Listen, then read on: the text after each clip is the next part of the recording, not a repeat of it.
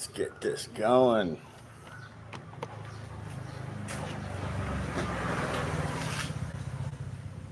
Good morning. Hello. Happy Songkran. Happy Thai New Year's.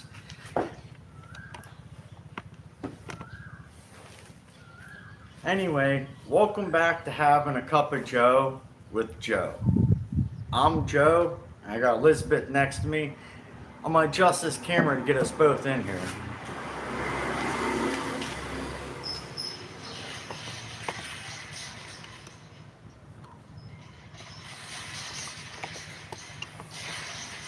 Dooby dooby dooby dooby dooby dooby doo.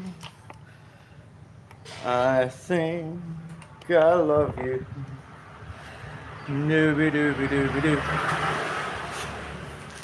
I think I love you.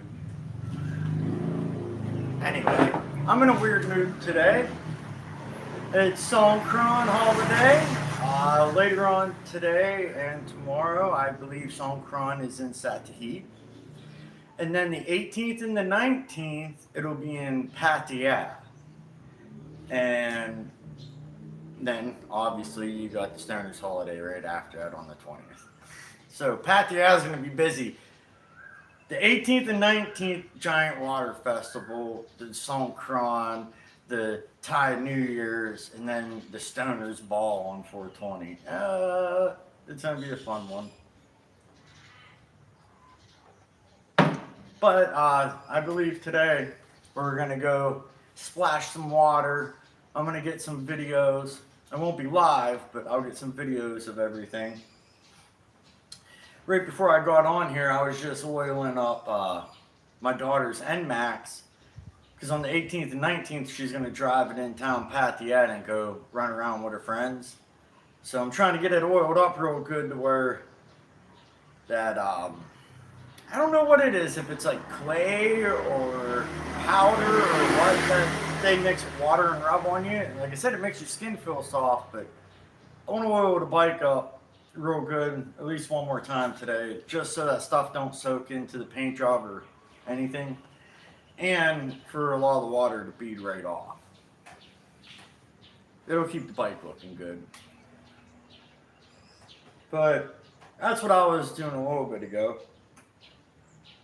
But here's a funny one for you this morning. Okay, this morning we wake up, my wife gets ready for work. And like, I'm confused because like I even asked her yesterday, like, you gotta work and it's like Songkran day? Like, she's like, yeah, I think so. Well, this morning she wakes up, gets ready, I take her to work, and I drop her off.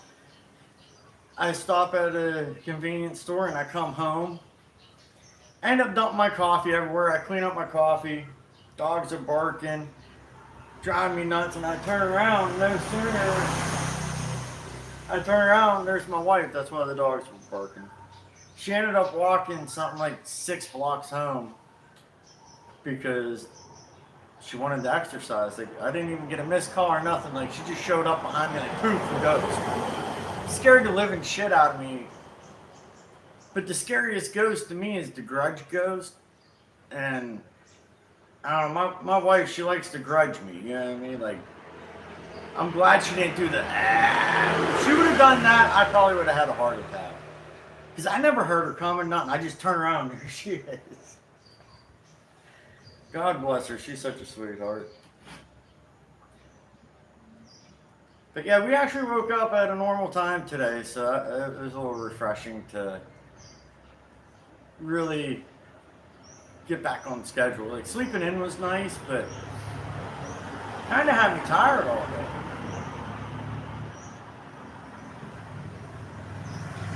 Yeah, sorry these lives are all coming from home, but with it being Songkran and I don't have anything to really protect my gear. Oh wow, an ambulance.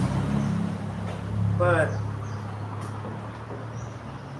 like I said, that self-balancing sticker.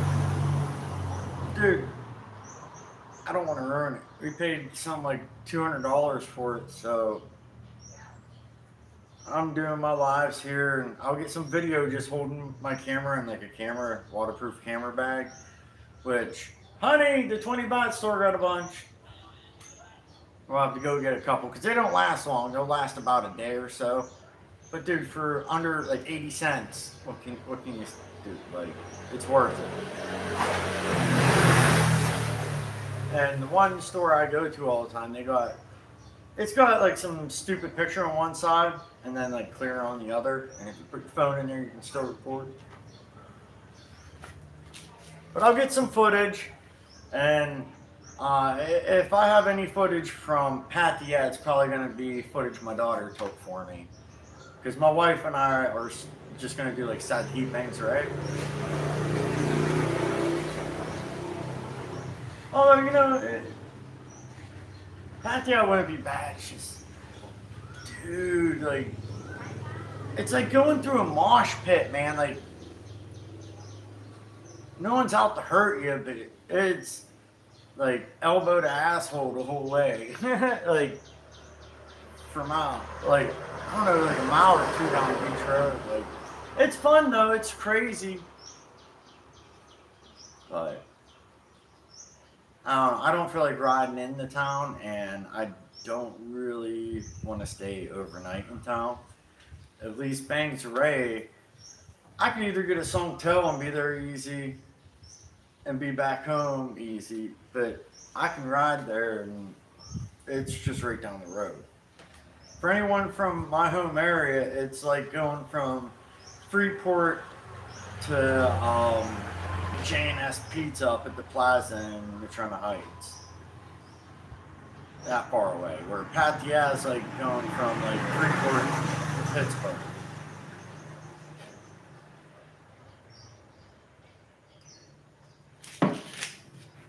And right now, if we wanted to get a hotel room, we would have had to book that like weeks ago, and it just ain't worth it.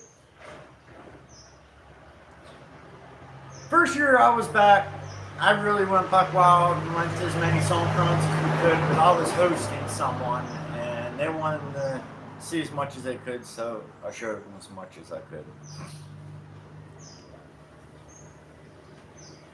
Man, is she looking good today? Like, I don't know.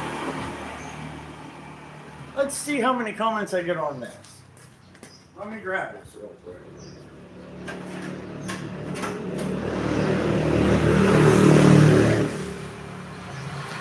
Okay, how I got this bike customed out. That used to be right here.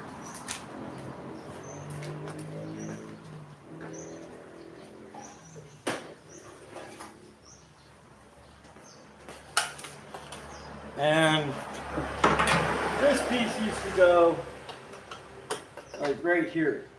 Oh, wait. I have it backwards, sorry guys. It used to go right here. And this tab is still here. All I have to do is bend it back down. And I even got the rubber piece. It would go back on, but like, I thought that was excessive to have that on. So I popped it off, and I was like, oh wow, and there's a bunch of wires. I tucked them up in. I definitely like it better with at least that piece off. Just like, think about it, like, I really, see what I'm saying? Like, it really was covering up stuff.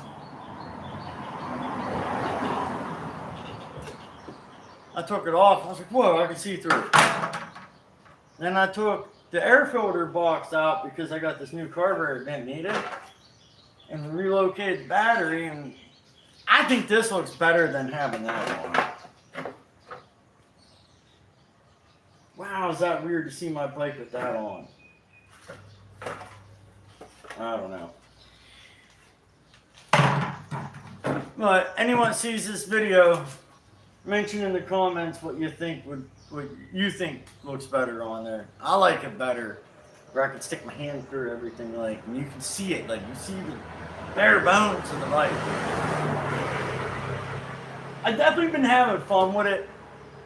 I know that T-Bird I got back home, I think I'm going to have 10 times the fun because I was nervous to mess with the T-Bird because I know mechanics and my dad knows them way more than I do, and I just follow his lead. But coming over here and having to do all the work on this bike myself and just like ask my dad questions about like what's his opinion and what he thinks. But actually, I did all the work myself. Really gave me a more of an insight of not being afraid to rip something apart to make it better. Or before, if I didn't, I don't know, like I'd buy the part and just change parts. I would rip the part off, change the part, and take that part and take it apart to see what was wrong, like that carburetor that I had. I had a pin in there that was like just messed up, gunked off. All the seals were bad. Normally I wouldn't rip that apart, but now that I'm by myself, like I really wanted to figure out how to fix it in case I ever got to use it again. So when I get home and I got that T-Bird, instead of waiting for my dad all the time to, like, I was afraid to even pick up a wrench and put on that car without my dad near me because it's a 60-year-old car. Like, you gotta understand, dude, it's like a 60-year-old car. I was so afraid of ruining it. Or something stupid where, like, my dad, he'd just grab the wrenches and just, it's a 60-year-old grandpa. Well, now I understand how he wasn't so, like, timid by it and just worked on it. Like this bike, you know, like I just worked on it. So I'm glad I got that mindset now to where even if my dad's busy with like my nephew or my pap or doing whatever, you know what I mean, I could be like, all right, well, I'm going out there and I'm changing this, and I'll be confident enough that I can work on that old car and not mess it up. I don't know. I know I show the Keyway a lot. I talk about her a lot, same with the T-Bird, but they're passion projects, man.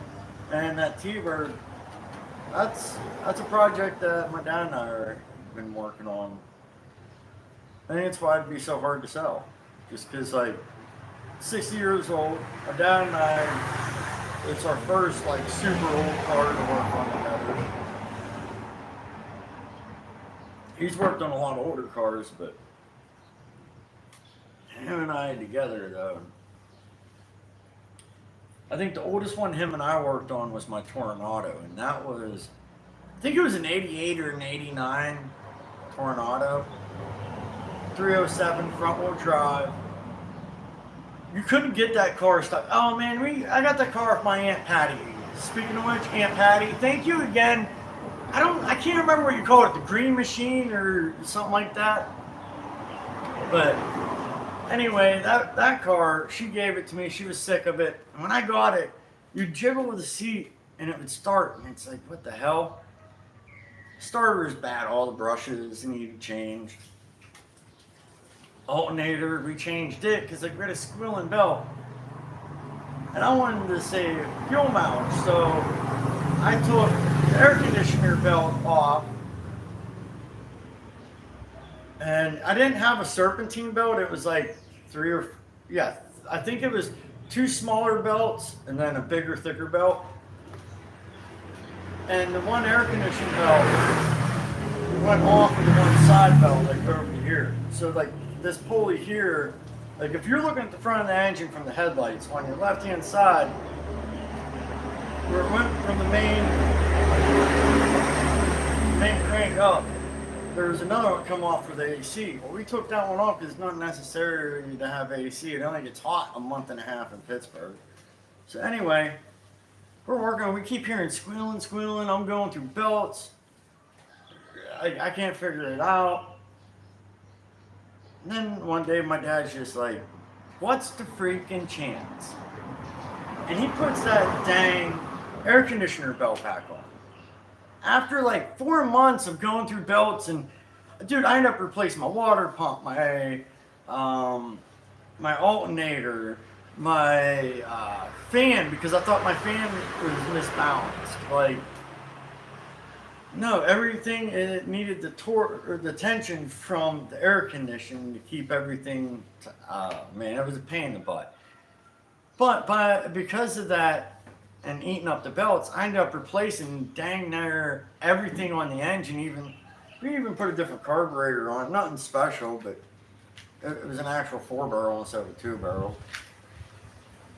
But like it was a beast, dude. Like that car, you could not get stuck in snow, water, mud. That front wheel drive with the 307 on front of it, plus some meaty tires, that thing may as well have been 4-wheel drive.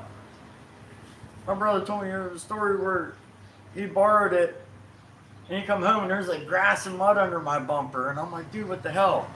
He's like, oh man, I slid down into a yard a little bit backing up. I didn't think I'd get out. And I wanted to try getting out, so I got out. My friends thought they were going to have to tug me. When I come out, there was a little flower garden with soft dirt. And I was like, douche. And it just went right through it and pulled up out. And the dude behind me did the same thing, got stuck in the flower garden. And I had to pull him out. I was like, yeah. That Tornado was cool. Here's a funny story about it, though. I ended up giving it to my brother when he was up in New York. And one of the funniest things ever, man. Okay, I gave it to my brother. He was having battery terminal problems. One of his buddies took jumper cables and used for battery terminals, I guess.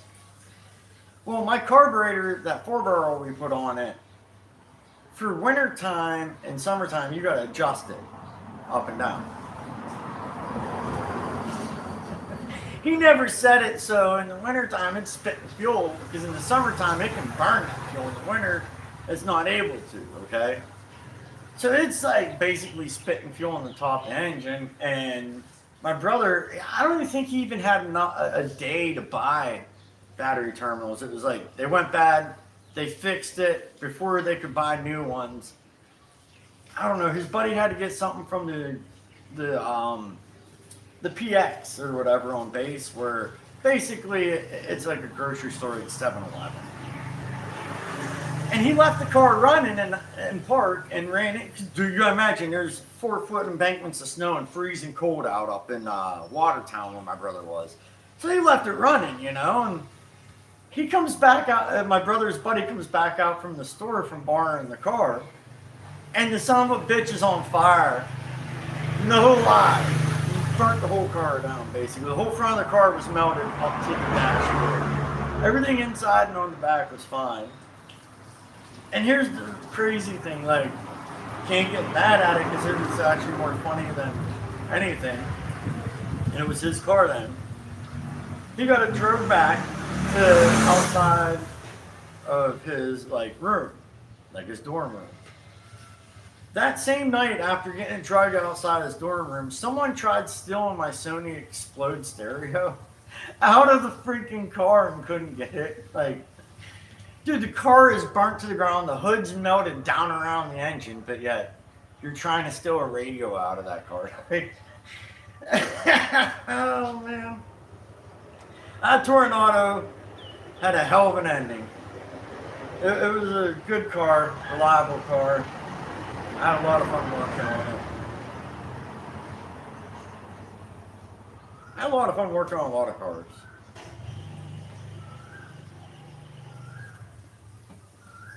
I don't know. I grew up with a dad that always had a car on like jacks or blocks, and even if it wasn't his car, it was my sister's car or my car or a cousin or an aunt and uncle. Like, he was always working on stuff, so how could I not get into cars?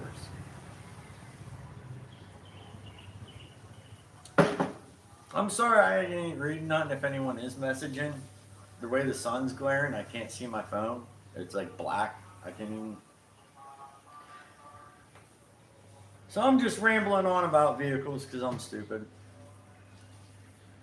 This Keyway, I had her out this morning to take the wife to work, and I opened her up a little bit. You could tell I ain't run her for a couple days, but she was doing good. I needed to get a ride in because I'm not going to ride her during Songkran and nothing like that. So the next like couple days, she's just going to be sitting around. I had to let her breathe and growl a bit. She was sounding good too. I didn't even bring the damn key out. I'm telling you, I want one of these tuk-tuks to bring home and just to drive around. A bunch of cars driving around with that, the powder I told you they wipe on you, like splattered, because they'll mix it up like splatter it on the cars. That's hilarious.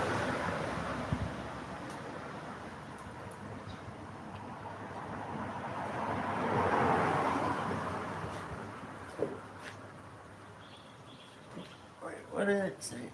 22. Holy moly. It's actually a really nice day out. Like, the last couple of days, it felt like it was in at like 114, 115. Today, it only feels like it's only 90. But we'll see. It might get hotter.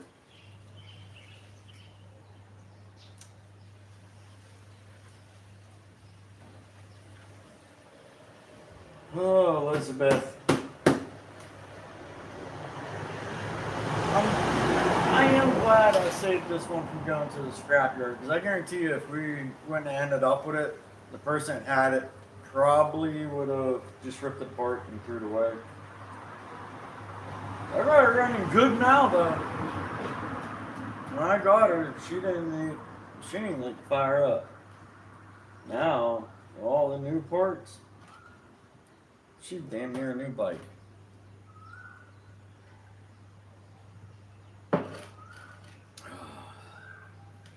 Hey, good morning.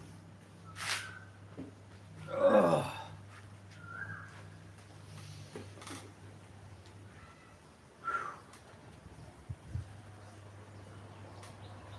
Yeah, we had some kind of fish last night that tasted like smoked trout. Pretty good.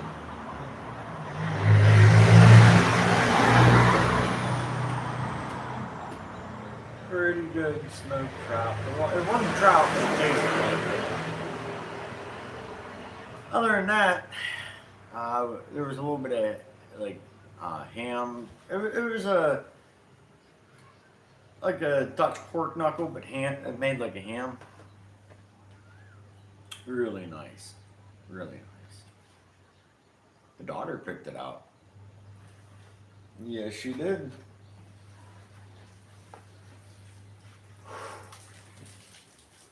I wonder though. Okay, like that pork knuckle I had that was made like a ham. Excuse me. In America, when you get a ham, that part's the part they cut off. I wonder where that goes. Because I ain't seen too many of them in Walmart. Them are good.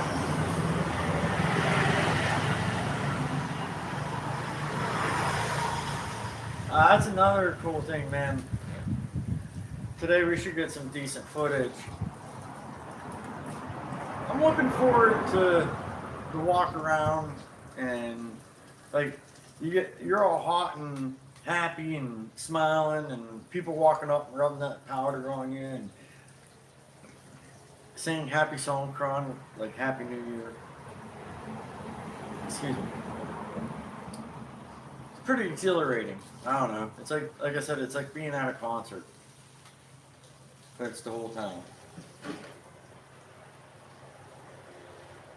Oh man, getting kind of hungry. I think I might have to go make an omelet for everyone. I got eggs, potato, and then, oh wait. I wonder if they would want an omelet or a dippy egg. I know personally I like omelets. Like dippy eggs are good and all, but omelet, man, can't beat it.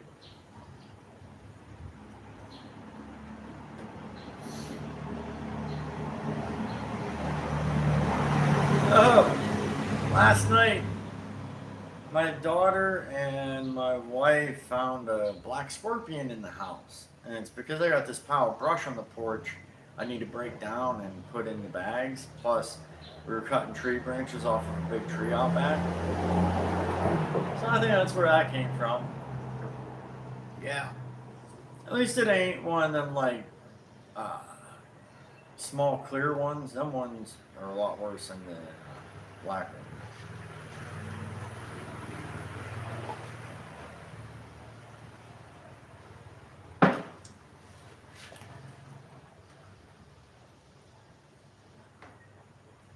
All right, well, everyone, I am getting seriously hungry. My coffee is pretty much empty.